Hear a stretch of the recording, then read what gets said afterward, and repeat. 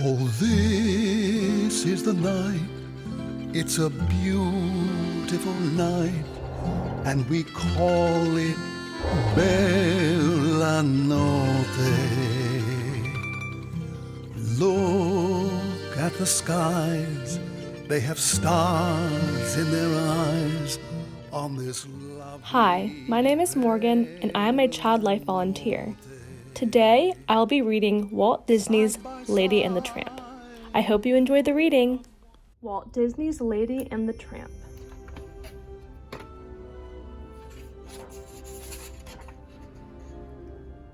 Lady was a lucky little Cocker Spaniel. She had everything a dog could want.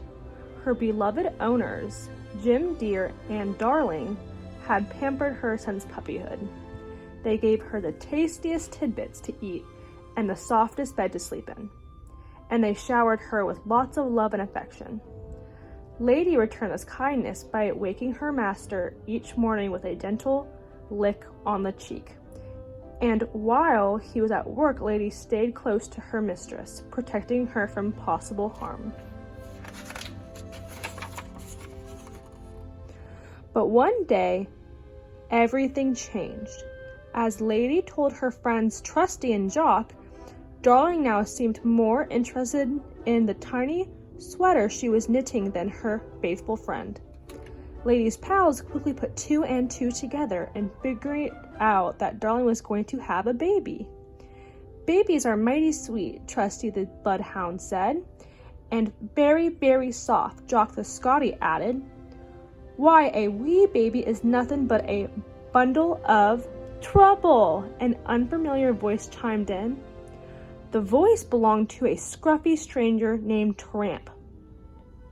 Though Tramp had no family of his own, he seemed to know quite a lot about babies, and none of it was good. "Take it from me, Pigeon," Tramp told Lady.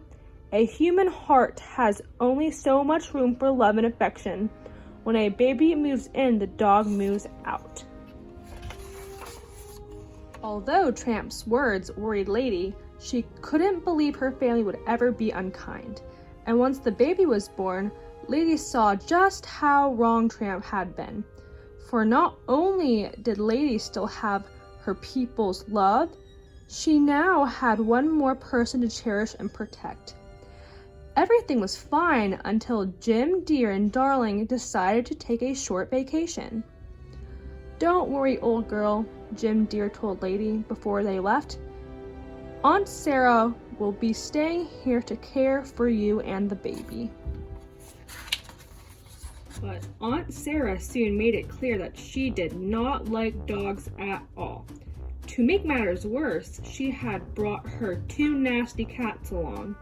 Lady watched helplessly as they wrecked the living room and terrorized the goldfish and the bird. When the cats headed upstairs, however, Lady sprang into action. She raced ahead to stop them from entering the nursery. The nasty creatures tried to run by her, but Lady stopped them in their tracks with a threatening growl. Aunt Sarah heard the commotion and poked her head out of the nursery. She took one look at Lady growling and the two cats sniveling, and she ran to protect her pets. "Oh, my precious cat," she crooned, and scooping the cats up in her arms, she carried them gently downstairs. Then Aunt Sarah dragged Lady off to the pet store. "I want a muzzle for this vicious beast," she told the sales clerk. "I have just the thing," the clerk replied, placing one of the awful contraptions over the struggling dog's face. In desperation, poor Lady ran out of the store. Outside, a pack of stray dogs began to chase her. Horns blared and tires screeched as Lady raced blindly through the streets, across the railroad tracks, and into a strange and scary part of town. Her heart pounding, Lady ran on with the strays, yapping at her heels. Just when she felt she couldn't take another step, a brown ball of fur rushed to her side. Biting and barking, Tramp fought off Lady's attackers until every last one had turned tail and slunk away. Tramp helped Lady remove the hateful muzzle And then she told him her tale of woe. "Poor Pidge," he said when she had finished her story. "You sure have had a terrible day. What you need is a night out on the town to cheer you up." Tramp led Lady to a quaint little Italian restaurant. There they shared a delicious plate of spaghetti and meatballs, while musicians serenaded them with a romantic tune. After dinner, Lady and Tramp took a moonlight stroll when they came to a patch of wet cement. Tramp scratched a big heart in the middle and placed one of his paws inside it. Lady did the same. A silvery moon was high in the sky when the two tired dogs finally snuggled up under a tree and fell fast asleep. When they awoke the next morning, Lady was horrified to realize she had spent the whole night away from home. "Aw, Pidge," Tramp said, "there's a big wide world out there just waiting for us. Why go back at all?" "Because my people need me," Lady replied. "And I need them. Besides, who will protect the baby if I'm not there?" Tramp had no answer for that. He simply bowed his head in defeat, and even though Lady was sad to leave Tramp, she could hardly wait to return to her family.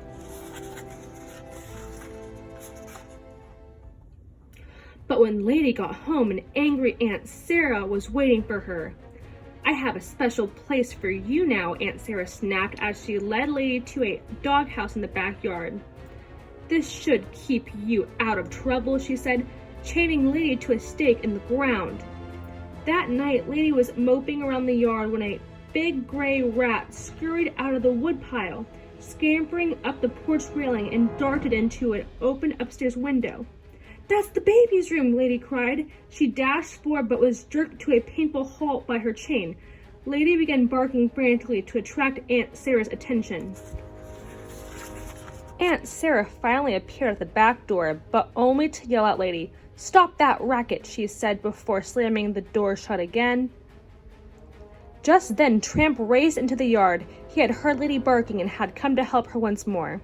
"There's a rat in the baby's room," Lady said, and with no thought for his own safety, Tramp ran inside to get the rat. Tramp reached the nursery in the nick of time while the baby lay sleeping in the crib. The rat was ready to pounce. Tramp struck first. Fur flew and furniture fell as dog and rat tore around the room.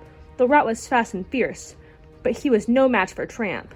By the time Aunt Sarah burst in, there was no sign of the rat, just Tramp in the topsy-turvy room. Aunt Sarah thought that Tramp had been after the baby, and she quickly called the dog catcher. "Don't come back, you vicious brute," Aunt Sarah warned as Tramp was carried off to the pound. As soon as Lady explained what happened, Trusty and Jock took after Tramp. They chased the dog catcher through the dark and stormy night. When a taxi appeared out of the fog, the dog catcher's horses reared up and his wagon toppled over. Jim Deer and Darling were in the taxi. They had come home and discovered the rat. It was clear that Tramp had been protecting the baby, and they went after him.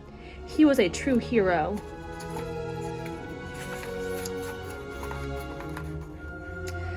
Jim Deer and Darling decided to take Tramp into their home. "This is where you belong," Jim Deer told Tramp. "You are a part of our family now." And soon Lady and Tramp had a family of their own. 3 pretty pups who looked just like their mother, and one mischievous scamp who clearly took after his father. I hope you enjoyed this reading.